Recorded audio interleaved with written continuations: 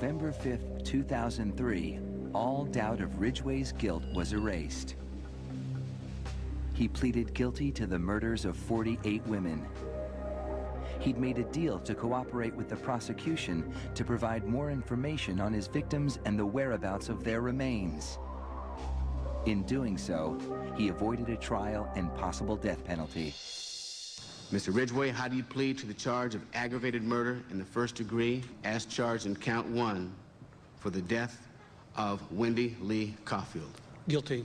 How do you plead to the charge of aggravated murder in the first degree as charged in count 2? Guilty. Guilty. Guilty. It's like he didn't have any remorse at all for what he had done. You know, he'd killed so many people, he didn't remember who they were, what they looked like. I just couldn't believe that somebody could kill all those people and not remember them. Neither could the angry relatives of his victims, who were invited to speak in court when Ridgway was sentenced to life without parole on December 18, 2003. You had said your memory, when it comes to all of the women you took, was gone. Our memory is not. In your words, you said that they didn't mean anything to you, but she meant everything to us. She was a mother, she was a wife, she was a sister, and we miss her.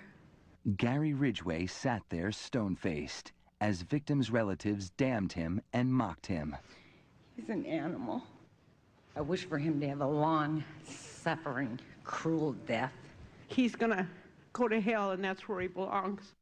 But then the emotionless facade finally cracked when the father of one of his victims appeared to surprise him with a dose of human kindness.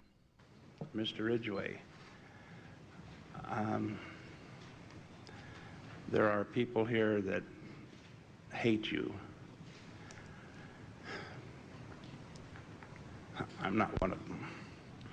You've made it difficult to live up to what I believe, and that is what God says to do, and that's to forgive. You are forgiven, sir.